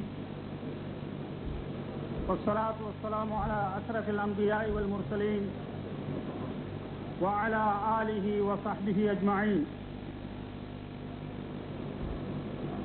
கண்ணியத்திற்கும் மதிப்பிற்கும் உரிய அவை தலைவர் அவர்களே, அவையில் அமர்ந்திருக்கும் நமது அழைப்பை ஏற்று வருகை தந்திருக்கும் பெரியோர்களே, சகோதரர்களே, அல்லாஹ் சுப்ஹானஹு வ தஆலா நமக்கு இன்று நமது பள்ளியை கட்டி முடித்து சிறப்பு விழா என்ற பெயரில் நாம் இங்கு கூடியிருக்கின்றோம். ஆனால் பள்ளியின் ஒழுக்கங்கள் காணப்படவில்லை. இதற்கு முன் உரையாற்றிய சகோதரர் அவர்கள் கூறியது போன்று இந்த விழா எந்த முறையிலே அமைந்திருக்க வேண்டுமோ அந்த முறையில் அமைய முடியாமல் இடையிடையே கூச்சல்களும் கூக்குரல்களும் வந்து கொண்டிருக்கின்றதே தவிர இங்கு ஆற்றப்படக்கூடிய உரையினை கேட்டு அதன் பயனை அடைந்து அல்லாஹ்வின் அருளை பெற வேண்டும் என்ற நோக்கம் குறைவாக இருக்கின்றது. ஆக மொத்தத்தில் நாம் புரிய வேண்டியது என்னவென்றால், நமக்கு எது எது நல்லது எது தீயது என்பதை சட்டமாக எடுத்து சொல்லக்கூடிய வகுத்து தரக்கூடிய தகுதி இறைவன் ஒருவனுக்கு மட்டும்தான் இருக்கின்றது. அதனால்தான் இறை சட்டம் எந்த காலத்திற்கும் மாற்ற முடியாத ஒரு சட்டமாக ஆகிவிடுகின்றது. மனித சட்டம் அவ்வப்போது மாற்றப்பட்டு விடுகின்றது. ஏன், இக்காலத்திற்கு அது பொருத்தமாக இருக்கலாம், பிறகு அது தீமையாக மாறிவிடுகின்றது. இதை கண்கூடாக ஒவ்வொரு காலகட்டத்திலும் நாம் கண்டு கொண்டிருக்கின்றோம். ஆனால் குர்ஆனுடைய சட்டத்தை வைத்துக் கொள்வோம். இஸ்லாமிய அடிப்படை சட்டமான அல்லாஹ்வின் வேதமான அற்புத குர்ஆனுடைய சட்டத்தை எடுத்துக்கொள்வோம். எதையாவது மாற்ற முடிகின்றதா? முடியாது. ஏன், அது எக்காலத்திற்கும் பொருத்தமானது.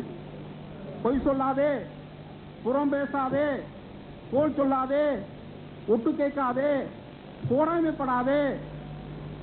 இது எந்த காலத்துக்கும் பொருத்தமா தான் இருக்கும். எக்காலத்திலும் அதை மாற்ற முடியாது. இந்த நல்ல அல்லாஹ்வின் சட்டத்தை புரிய வைக்கக்கூடிய இடம் எது? எப்போ நம்ம இந்த மாதிரி மேடை போட்டு பேசிட்டு இருக்க முடியுமா? முடியாது. அப்போ வாரத்திற்கு ஒரு முறை மக்களுக்கு மரணம் அடைந்து கிடைக்கும் உள்ளத்தை உயிர் ஊட்டுவதற்காக வேண்டி நாம் அவ்வப்போது எடுத்துக் கூறுகின்றோம். அதே பள்ளிவாசல் தான். பள்ளிவாசலில் தொழுகையாளியாக இருக்கும் பொழுது அவருக்கு எடுத்துச் சொல்லப்படுகின்றது. அந்த தொழுகையின் கடமையை முடிக்கும் பொழுது தான் அவர் உண்மையான மூமினாக முஸ்லிமாக ஆகின்றார். இதனுடைய அடிப்படையில் ஹஜ்ரத் அவர்கள் மௌலானா மௌலவி அப்துல் சுக்ர் ஹஜ்ரத் அவர்கள் வந்துவிட்டார்கள். அவர்கள் நமக்கு பள்ளியின் சிறப்பு என்ன, பள்ளிவாசல் கட்டப்படக்கூடிய நோக்கம் என்ன, நாம் எந்த நிலையில் இருக்கின்றோம், எந்த நிலையில் இருக்க வேண்டும் என்பதை நமக்கு நல்ல நசியத் கொடுப்பார்கள். அதை வைத்து நாம் பயனடைய வேண்டும். அல்லாஹ் சுப்ஹானஹு வ தஆலா நமக்கு அந்த எல்லா பயன்களையும் தந்தருள்வானாக என்று கேட்டுக்கொண்டு என்னுடைய உரையை முடித்துக் கொள்கின்றேன். வாஹிர் தாவானா அல்ஹம்துலில்லாஹி ரப்பில் ஆலமீன். அஸ்ஸலாமு அலைக்கும் வ ரஹ்மத்துல்லாஹி வ பரகாத்துஹு. பேராசிரியர்களுக்கு ஜமாத்தின் சார்பாகவும் கட்டட கமிட்டி சார்பாகவும் பொன்னாடை போட்டு தக்பீர், நாரே தக்பீர்.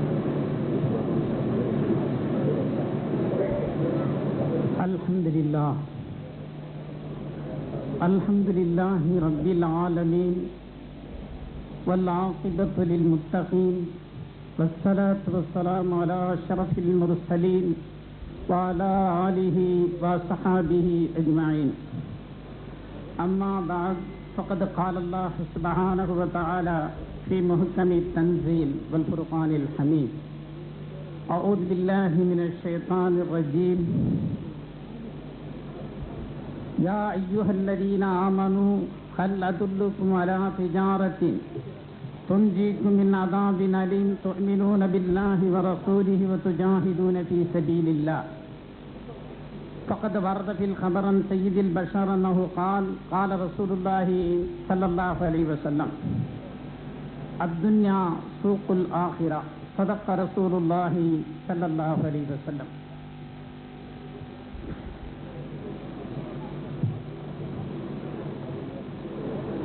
நெறிநிலை விரியாம் அருண்மத மிகுந்து நெடுநிலம் எங்கனும் பறந்து துறவரம் தவறி இல்லறம் அடைந்து சுடரிலா மனையது போல குறைபடும் காலம் இருளனும் குபரின் குலமறுத்தர நெறிவிளக்க மறுவிலாதெழுந்த முழுமதி போல் அவதரித்த முஹம்மது ரசூலுல்லாஹி ஸல்லல்லாஹு அலைஹி வஸல்லம் அவர்கள் மீதும் அன்னாரின் அடிச்சுவட்டை பின்பற்றி விளங்கிய உத்தம சஹாபாக்கள் பெரியோர்கள் நல்லவர்கள் நம்மவர்கள் அனைவர்கள் மீதும் இறைவனின் பேரருள் என்றென்று முறித்தாக என்று இறையிடத்தில் முறையோடும் நிறைவோடும் சிரம் தாழ்த்தி கரமேந்தி பிரார்த்தித்தவனாக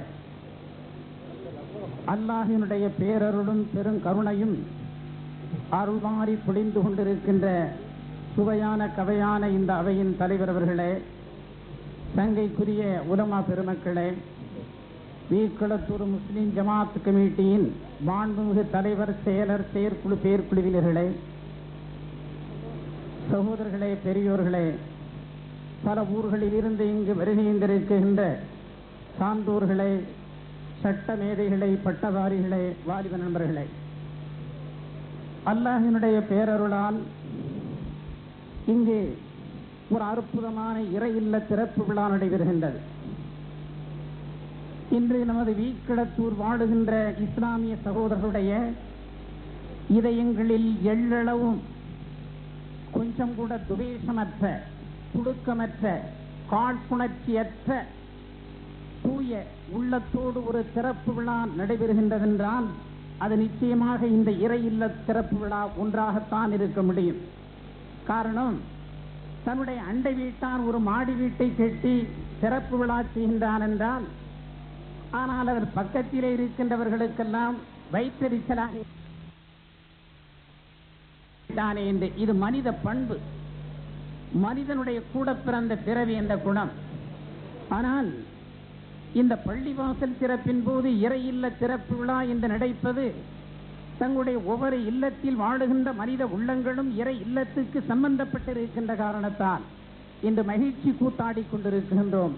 அல்லாஹுடைய பள்ளி திறக்கப்படுகின்றது என்று எல்லாருடைய இதயங்களிலும், வந்தவர், இருந்தவர், போனவர், நின்றவர், சென்றவர், மற்ற எல்லோருடைய உள்ளங்களிலும், இஸ்லாமியர்கள் மட்டுமல்ல மாற்று மதத்தவர்கள் கூட போற்றுகின்ற இறை இல்லம் அந்த வண்ண திறப்பு விழாவில் நாம் கலந்து கொள்ளுகின்றோம் என்ற மனமகிழ்ச்சியோடு தான் இன்று இந்த அவையிலே நம்முடைய சகோதரர்கள், நம்முடைய அருமை, அதாவது மாற்று மத நண்பர்களும் இங்கு வருகின்றிருக்கிறார்கள் என்றால் காரணம் என்ன? அவர்களை எதற்காக வேண்டி நாம் இங்கு அழைத்திருக்கின்றோம்? அவன் சொன்னானே, சுப்பிரமணிய பாரதி, ஜாதிகள் இல்லையடி பாப்பா, உயர் தாழ்ச்சி இகழ்ச்சி சொல்லல் பாவம் என்று சொன்னானே. நிச்சயமாக இந்த நாட்டிலே ஜாதி உண்டுமென்றால் அது ஆண் ஜாதி பெண் ஜாதி ரெண்டை தவிர வேறு ஜாதியே கிடையாது. ஏற்ற தாழ்வு இல்லை, எல்லோரும் சமம். அல்லாஹ்வினுடைய படைப்புகள், அல் ஹல்க் இயாலுல்லா, இறைவனுடைய குடும்பத்தினர்கள் என்பதை சாற்றுவதற்குத்தான், அந்த ஒற்றுமையை நிலைநாட்டுவதற்குத்தான் ஜாதிகள் என்று சொல்லுகின்ற அந்த அதை அடித்து அதுக்காக வேண்டி முழுக்கு போடுவதற்குத்தான் நாம் இவர்களை எல்லாம் இங்கு நம்முடைய அறுவை சகோதரர்களை அழைத்திருக்கின்றோம், நம்முடைய உடன்பிறப்புகளை எல்லாம். இதற்காக வேண்டி நாம் எல்லாம் மனிதன் அல்லாஹுடைய படைப்பினங்கள், அதிலே எந்த துவேஷமும் கிடையாது என்பதை நிலைநிறுத்துவதற்கு. அருமை சகோதரர்களே, இன்று பள்ளிவாசல் கட்டியிருக்கின்றோம். எனக்கு முன்னே பேசிய என்னுடைய அருமை சகோதரர் மௌலவியர்கள் சொன்னார்கள், இந்த பள்ளி எதற்கு கட்டப்பட்டிருக்கிறது, இதனுடைய நோக்கம் என்ன, தீக்களத்தூர் மக்களின் ஆக்க பணிகள் என்ன, அதை பற்றி நான் எடுத்து உங்களுக்கு வைப்பேன், விரித்துரைப்பேன் என்று இவர்கள் சொன்னார்கள். சங்கைக்குரியவர்களே, பள்ளி கட்டியிருக்கின்றோம். இந்த பள்ளி ரொம்ப பெருமையாக எங்க ஊரில் பல ஆண்டுகள் கட்டினோம். நாங்கள் கம்பீரமாக கட்டியிருக்கின்றோம், கலை நிகழ்ச்சியோடு கட்டியிருக்கின்றோம், வண்ணமாக கட்டியிருக்கின்றோம் என்று பீற்றுவதற்கல்ல. பள்ளிகள் ஒரு நாள் ஸல்லல்லாஹு சொன்னார்கள், லா யப்கா மினன் நாஸி இல்லா இஸ்முஹு வலா யப்கா மினல் குர்ஆனி இல்லா ரஸ்முஹு மஸாஜிதுன் ஆமிரத்துன் வஹிய ஹராபு மினல் ஹுதா என்று ஸல்லல்லாஹு அலைஹி வஸல்லம் சொன்னார்கள். ஒரு காலம் இந்த உம்மத்தின் மீது வரும், அப்பொழுது பேர்தான் அவர்கள் அதிலே பேரளவில் முஸ்லிம்கள் இருப்பார்கள். அதே போன்று குர்ஆன் இருக்கும், குர்ஆனுடைய சட்டப்படி நடக்க மாட்டார்கள். மஸாஜிதுன் ஆமிரத்துன், அவர்கள் வானளவாய் விண்முட்டுகின்ற பள்ளிகளை கட்டியிருப்பார்கள். ஆனால் பள்ளியிலே தொழுவதற்கு ஆள் இருக்குமா என்றால் அது பூஜ்யமாக இருக்கும் என்று சொன்னார்களே. ஏ வீட்குளத்தூர் முஸ்லீம்களே, நீங்கள் இனிமேல் உங்கள் மீது கடுமையான பொறுப்பு ஏற்பட்டு விட்டது. மின்றி வாய்ப்பில்லை, வசதி இல்லை, தண்ணி இல்லை, குழாய் இல்லை, அப்படியெல்லாம் சொல்லி நீங்கள் நிச்சயமாக தொழுகைக்கு வராமல் ஒத்திகை போடுவதற்கு உங்களுடைய புத்திக்கு மாற்றமாக நீங்கள் சித்தி பெறுவதற்கும் யுக்தியை பெருக்கிக் கொள்வதற்கும் ஒரு வண்ணப்பள்ளி தான் இங்கே கட்டப்பட்டிருக்கின்ற இந்த ஜாமியா மஸ்ஜிது. இந்த பள்ளியிலே கண்டிப்பாக நீங்கள் இனிமேல் எவ்வளவு அல்லாஹ்வை ஏற்றுக்கொண்டிருந்தாலும் இந்த வந்திருக்கின்ற வேற்றூர் மக்கள் 5 நேரம் தொழ வர முடியாது. இந்த பள்ளியை கண்ணியப்படுத்துவதும் இறை இல்லத்தை வேதம் ஓதுவதும் நீங்கள் தான் செய்ய வேண்டும். அதைத்தான் இறைவன் சொல்லுகின்றார், ஹல் யா அய்யுஹல்லதீன ஆமனூ ஹல் அதுல்லுக்கும் அலா திஜாரத்தின் துன்ஜீக்கும் மின் அஸாபின் அலீம் துஅ்மினூன பில்லாஹி வ ரசூலிஹி வ துஜாஹிதூன ஃபீ ஸபீலில்லாஹ் என்று குறிப்பிடுகின்றார். அதாவது, ஓ முஸ்லீம்களே, உங்களுக்கு ஒரு வாணிபத்தை சொல்லவா, ஒரு வியாபாரத்தை சொல்லவா, அந்த வியாபாரத்தை நீங்கள் நடத்தினால் இம்மையிலும் நீங்கள் சீராகுவீர்கள், சீர் வருவீர்கள், நாள மறுமையிலும் நிச்சயமாக வெற்றி சூடுவீர்களே. அத்தகைய ஒரு வியாபாரத்தை உங்களுக்கு சொல்லவா என்று அல்லாஹ் சொல்லுகின்றார். அது என்ன? நீங்கள் அல்லாஹ்வையும் ரசூலையும் மறுமையும் ஏற்றுக்கொள்வது. துஅ்மினூன பில்லாஹி வ துஜாஹிதூன ஃபீ ஸபீலில்லாஹ். அடுத்து இறை கட்டளைகளை, உங்களுக்கு எதிரிடுகின்ற ஷைத்தானுடைய சேஷ்டைகளை எல்லாம் நீங்கள் ஒடுக்கி அடக்கி நீங்கள் இறை கட்டளைக்கு முதலிடம் தருவது. முதலாவது நாள் மறுமையில் மனிதன் கேட்கின்ற முதல் கேள்வி, நீ இறைவனை சாஸ்திராங்கம் செய்தியா, தொழுதாயா, வணங்கினாயா என்று இறைவன் முதலாவது கேட்பான். இது முதல் கட்டளை. ஆக நாம் தொழுவதற்கு முதல் கடமைகளை ஆற்றுவதற்கு ஒரு முதல் பள்ளி, அற்புதமான பள்ளி இங்கு கட்டப்பட்டிருக்கிறது. ஒரு கவிஞன் ஒரு ஊருக்கு போனான். ஆனால் அங்க பள்ளியிலே தொழுவதற்கு நாதி இல்லை. அங்கே பார்த்தான், இமாமும் வரவில்லை, மோதினும் வரவில்லை. நிலைமை ரொம்ப கவலைக்கிடமாக இருந்தது. அது புனிதமான ரமலான் மாதத்தை அடுத்த அந்த பிரயாணத்தை அந்த கவிஞன், தமிழகத்திலே வரலாற்று சிறப்புமிக்க ஒரு கவிஞன் இந்த பயணத்தை மேற்கொண்டு போனான் ஒரு ஊருக்கு. போன உடனே அவன் அங்கே கிடந்த, அதாவது ரமலானிலே நோன்பு கஞ்சி காட்சி விட்டு அங்கு மரத்துண்டு கரிகள், மரக்கறி துண்டுகள் அங்கே கிடந்தது. அது வெள்ளையும் அடிக்கப்பட்டிருந்தது சுவற்றிலே, பள்ளி சுவற்றில். உடனே அங்கே இருந்த அந்த ஒரு கரித்துண்டை எடுத்தான். உடனே பள்ளி சுவற்றிலே வெள்ளையான அந்த பள்ளி சுவற்றிலே எழுதினான், வாங்கு சொல்ல மோதினில்லை, வாங்கு சொல்ல மோதினில்லை, வந்து தொழல் எப்ப இல்லை, ஓங்கும் ஜமாத்தெல்லாம் உடப்போனார் பாங்குடனே, எக்குளத்து கொக்குகளும் இகரி வண்டு முட்டையிடும் முக்குளத்து பள்ளி முகப்பில் என்று எழுதி சென்றார். அது ஜவ்வாது புலவன். நம்முடைய இஸ்லாமிய புலவர்களிலே மிக சிறப்புற்று விளங்கிய ஜவ்வாது புலவன் தான் அந்த முதுகளத்தூருக்கு போனான். அங்கேதான் இந்த நிகழ்ச்சி நடந்திருக்கிறது. வாங்கு சொல்ல மோதினில்லை, வந்து தொழல் எப்ப இல்லை, ஓங்கும் ஜமாத்தெல்லாம் உடப்போனார் பாங்குடனே, எக்குளத்து கொக்குகளும் இகலி வந்து முட்டையிடும் முக்குளத்து பள்ளி முகப்பில். வாங்கு சொல்வதற்கு மோதியும் வரவில்லை, தொழ வைப்பதற்கு இமாமும் வரவில்லை என்று சொன்னால் அந்த ஊரில் இருக்கின்ற நாட்டாமை தொழுதிருப்பாரா? இன்று நாம் மிம்பர் என்றும் மிஹராபி என்றும் நாட்டாமை என்றும் குளத்தாமை என்றும் பெயர்களை வைத்திருக்கின்றோமே தவிர, எத்தனையோ இங்கே வந்திருக்கின்ற பெரியவர்களே, தலைவர்களே, சமுதாய காவலர்களே, சமுதாயத்தை ஏற்று வழிநடத்துகின்ற உங்களிடத்தில் தொழுகை இல்லை என்று சொன்னால் மற்ற சாதாரண மக்கள் எப்படி தொழுவார்கள் என்பதை நீங்கள் சிந்தித்து பார்க்க வேண்டும். ஆக தலைவர்கள் முதலாவது தொழுகைக்கு வர வேண்டும். பள்ளிவாசல்களுக்கு பள்ளிவாசல்களுக்கு தலைவர்கள் வந்து தொழுதால்தான் அங்கு இருக்கின்ற பிரஜைகள் நாமும் தொழ வேண்டும் என்ற அவர்களுக்கு நம்பிக்கையும் கடமை உணர்வும் கண்டிப்பாக ஏற்படும். ஆக முதலாவது நாளை கியாமத்துடைய நாளையில் ஒரு கூட்டம் வருவார்கள். என்னப்பா உங்களுடைய ஊர் எந்த ஊரு? எங்க ஊர் இன்ன ஊர் என்று சொல்லப்படும். உடனே அவர் ஊரை சொல்லுவார். சரி, நீ தொழுதாயா என்று முதல் கடமையை பற்றி கேட்கப்படும். யா அல்லாஹ், எங்களுடைய தலைவரே அப்படி தொழாத ஒரு தலைவருக்கு நாங்கள் எல்லாம் பிரஜைகளாக இருந்தோம். அப்படி இருக்கும்போது நாங்கள் எப்படி தொழுவோம் என்று சொல்லுவார்கள்.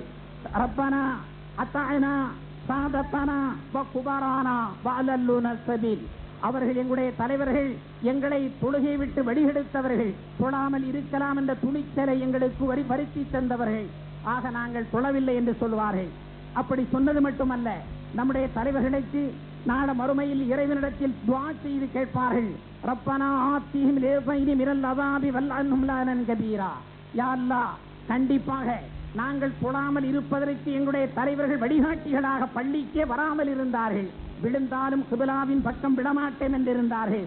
அந்த தலைவர்களுக்கு நாங்கள் தொழ வர முடியாமல் தொழுகை என்பது எங்களுடைய கடமை என்பதை நாங்கள் புரிந்து கொள்ளாத இருப்பதற்கு காரணமாக இருந்த அந்த தலைவர்களுக்கு நீ 2 பங்கு வேதனையை கொடு என்று கேட்பார்கள். ஆக கண்ணியத்துக்குரியவர்களே, நாம் இந்த புனிதமான ஒரு மஸ்ஜிதை நாம் கட்டியிருக்கின்றோம் என்றால் 5 நேரம் தொழுது நம்முடைய கடமைகளை நாம் செய்கின்ற போது, ஜமாத் என்ற கூட்டு தொழுகையிலே நாம் கூடுகின்ற போது, நமக்கு மத்தியிலே ஏற்படுகின்ற பிணக்குகளை நாம் தீர்த்துக் கொள்வதற்கு, நம்முடைய ஒற்றுமையை நிலைநிறுத்தி காட்டுவதற்கு, அல்லாஹ்வுடைய பேரருளையும் கருணையும் தன் பக்கம் எடுத்து வைப்பதற்கு, அவனிடம் ஈர்ப்பதற்கு அது காரணமாக ஆகும்.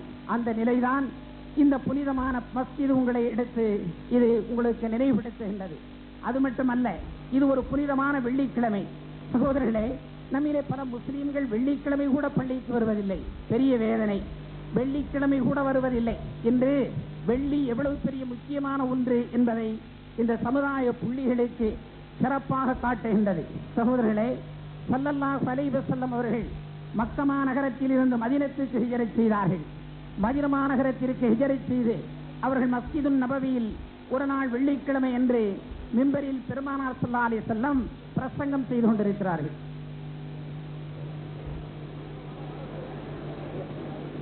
பெருமானார் ஸல்லல்லாஹு அலைஹி வஸல்லம் சொற்பொழிவாற்றிக் கொண்டிருக்கின்றார்கள் வெள்ளிக்கிழமை என்று. அப்பொழுது திஹியத்துல் கல்வி என்று சொல்லுகின்ற சஹாபா பெருமகன், அவர் இஸ்லாமிய அணியிலே அல்ல, அப்பொழுது ஈமான் கொள்ளவில்லை. அவர் ஒரு பெரிய வணிகராக இருந்தார், வியாபாரி. அவர் ஷாம் தேசத்திலே இருந்து மதீனத்து மக்களுக்கு வேண்டிய சரக்குகளை கொள்முதல் செய்து கொண்டு வந்து வைத்துவிட்டு அவர் தண்டோரா போட ஆரம்பித்தார். இது வெள்ளிக்கிழமை என்று ஜும்மாவுடைய நேரம். ஸல்லல்லாஹு அலைஹி வஸல்லம் மிம்பர் மேடையில் பிரசங்கம் செய்து கொண்டிருந்தார்கள். இதனுடைய ஆரம்ப கட்டம், இஸ்லாத்தினுடைய துவக்கத்தில் முதலாவது ஈதுல் ஃபித்ர், ஈதுல் அத்ஹா, இந்த 2 பெருநாட்களில் மக்கள் எல்லாம் கூடிய உடனே நாம் முதலாவது தொழுகை நடத்துகின்றோம், பிரசங்கம் அடுத்து செய்கின்றோம் பெருநாட்களிலே. ஆனால் வெள்ளிக்கிழமை என்று அப்படி அல்ல. முதலாவது குத்துபா பிரசங்கம் நடைபெறும், அதற்கு பின்னாலே தொழுகை நடைபெறும். இதே போன்று எப்படி ஈது தொழுகையிலே ஈதுல் ஃபித்ர், ஈதுல் அத்ஹாவில் முதலாவது தொழுகை அடுத்து குத்துபா பிரசங்கம் இருந்ததோ, அதே போன்றுதான் வெள்ளிக்கிழமை சட்டமும் இருந்தது. ஏன் அந்த சட்டம் மாற்றப்பட்டது? மாற்றப்படுவதற்கு காரணம் அந்த நம்முடைய சேட்டை தான், நம்முடைய பின்தங்கிய நிலைதான், சட்ட உணர்வற்ற தளர்ச்சி தான். அந்த உணர்வு இல்லாத காரணத்தினால் அங்கே அந்த சஹாபா பெருமக்கள் மத்தியில் அந்த அதாவது திஹியத்துல் கல்வி என்று சொல்லுகின்றவர் அங்கே கொண்டு வந்து சரக்கை வைத்துவிட்டு அங்கு தண்டோரா போட சொன்னார். ஜும்மாவுடைய நேரம் பிரசங்கம் கேட்டுக் கொண்டிருந்தார்கள் தோழர்கள். பெருமானார் ஸல்லல்லாஹு அலைஹி வஸல்லம் அவர்களுக்கு அல்லாஹ் சொல்லுகின்றான், வகத் யஅலமுல்லாஹு அல்லதீன யதஸல்லலூன மின்கும் லிவாதா. நாயகமே, உங்களுடைய சொற்பொழிவை கேட்டுக் கொண்டிருக்கின்ற இந்த அருமை தோழர்கள் இப்பொழுது அவர்கள் ஒருவர் பின் ஒருவரை அவர் திரைமறைவாக்கி அப்படியே அப்படியே நகண்டு வந்து நழுவி வந்து அந்த பள்ளிவாசலின் வாசலில் அண்டையில் உண்டி வெளியேறி விடுகின்றார்கள் என்று சொன்னார். அப்பொழுது இறைவன் சொல்லுகின்றான் வஹீன் மூலமாக, உங்களை அம்மோ என்று விட்டுவிட்டு மிம்பர் மேடையிலே ஆற்றுகின்ற பேருரையும் நீங்களே கேளுங்கள், நாங்கள் போய் வாரம் என்று அவர்கள் புறப்பட்டு விட்டார்கள் என்று சொன்னவுடன் உடனே ஸல்லல்லாஹு அலைஹி வஸல்லம் மிம்பர் மேடையிலே இருந்தவாறு ஒரு தோழரை எந்திரி என்று சொன்னார்கள். அவர் எழுந்து நின்றார். இங்கு இருக்கின்ற சஹாபாக்கள் எத்தனை பேர்கள் போனது போக எஞ்சியவர்கள் என்று கேட்டவுடன் 12 பேர்கள் தான் மிஞ்சி இருக்கின்றார்கள் போனது போக என்று சொன்னார்கள். உடனே ஸல்லல்லாஹு அலைஹி வஸல்லம் அதே மிம்பர் மேடையிலே நின்று இந்த உலக மக்களுக்கு, அனைத்து உலக மக்களுக்கும் ஜாதி பேதமின்றி அனுக்கிரகமாக அனுப்பப்பட்ட ரசூலுல்லாஹி ஸல்லல்லாஹு அலைஹி வஸல்லம், வமா அர்ஸல்னாக இல்லா ரஹ்மத்தல் லில் ஆலமீன், அகிலத்தும் ஆந்தருக்கும் அண்ணலே உங்களை ஒரு அருட்புறம்பாக அனுப்பியிருக்கின்றோம் என்று அல்லாஹ் சொல்லுகின்றானே, அந்த நபி மிம்பர் மேடையில் நின்று சொன்னார்கள், வல்லதி நஃப்ஸி பியதிஹி லவ் ததாபாத்தும் ஹத்தா லம் யபுக்க மின்கும் அஹதுன் லஸாலபிக்குமுல் வாதி நாரா என்றார்கள். இந்த முஹம்மது ஸல்லல்லாஹு அலைஹி வஸல்லத்தினுடைய ஆன்மா எந்த இறைவனுடைய கரத்தில் உள்ளதோ அவன் மீது நான் ஆணையிட்டு சொல்லுகின்றேன் என்று சொல்லிவிட்டு, நிச்சயமாக இந்த 12 பேர்களும் எஞ்சியிருந்து இந்த என்னுடைய குத்துபாவை நீங்கள் கேட்காமல் சென்றிருந்தார் உங்கள் மீது மிகப்பெரிய நெருப்பு நதியே பிரவாகம் எடுத்து வந்து உங்களை அழித்து நாசப்படுத்தியிருக்கும் என்று சொன்னார்கள். என்றால் குத்துபா பிரசங்கம் கேட்பது எவ்வளவு முக்கியத்துவமானது. இன்று வெள்ளிக்கு வருகின்ற முஸ்லீம்களே நாம் குத்துபா கேட்கின்றோமா? ஆனால் கடைசி இமாம் அவர் ஓதி முடிக்கின்ற நேரத்தில் போனால் தொழுகையில் கலந்து கொள்வதற்கு எவ்வளவு வாய்ப்பு வசதி, அதற்கு உள்ள மணி துளிகளை எல்லாம் கணக்கிட்டு பள்ளிக்குள்ளே வருகின்றோம் கணக்கு பார்த்து. ஆனால் கண்டிப்பாக இந்த குத்துபா பிரசங்கம் கேட்க வேண்டும் என்பதற்குத்தான் 2 ஈது பெருநாட்களில் முஸ்லீம்கள் கூடியவுடனே தொழுகை, அடுத்த குத்துபா இருந்ததை மாற்றி முதலாவது குத்துபா பிரசங்கத்தை கேளுங்கள். அப்பொழுதுதான் மனிதனுடைய உள்ளங்களில் இருக்கின்ற அழுக்காறுகள், இழுக்குகள், புழுக்கங்கள், துவேஷங்கள், மனிதனை சுத்தப்படுத்தப்படுகின்ற சுத்திகரிப்பு அங்க ஜும்மாவிலே இமாம் ஆற்றுகின்ற பேருரையின் மூலம்தான் உள்ள இருக்கின்ற அவனுடைய இதயம் சுத்தமாகும் என்று அல்லாஹ் தஆலா இந்த சட்டத்தை அப்படியே மாற்றி நமக்கு தந்திருக்கின்றார். ஆக கண்ணியமிக்க பெரியோர்களே, அருமை சகோதரர்களே, இது ஒரு புனிதமான வெள்ளி. இந்த பள்ளியில் நாம் அதாவது எல்லோரும் ஒன்று கூட வேண்டும், ஐங்காலம் தொழ வேண்டும் என்பதற்குத்தான் அல்லாஹ் அதைத்தான் சொல்லி காட்டினான். உங்களுக்கு நான் ஒரு வியாபாரத்தை பற்றி சொல்லவா என்று சொல்லுகின்றான். அந்த வியாபாரம் எப்படிப்பட்ட வியாபாரம்? ரொம்ப அதாவது வியாபாரம் என்று சொன்னால் நாம் செய்கின்ற கத்தரிக்காவோ துணியோ கருவாடோ அல்ல. இந்த பள்ளியிலே நாம் வியாபாரம் என்று மந்த நிலையாக இருக்கின்றது. அங்கே நாம் செய்கின்ற வாணிபம், அங்கே நாம் செய்கின்ற வியாபாரம், அங்கே நாம் செய்கின்ற கொள்முதல் விற்பனை எது என்று சொன்னால் அங்கே நாம் வணங்குகின்ற வணக்கம், திலாவத்துல் குர்ஆன் என்று இறைமறை ஓதலும், இதுதான் நாம் அங்கே செய்கின்ற வாணிபம். ஆக இன்று வாணிபம் மந்த நிலையாக இருக்கிறது.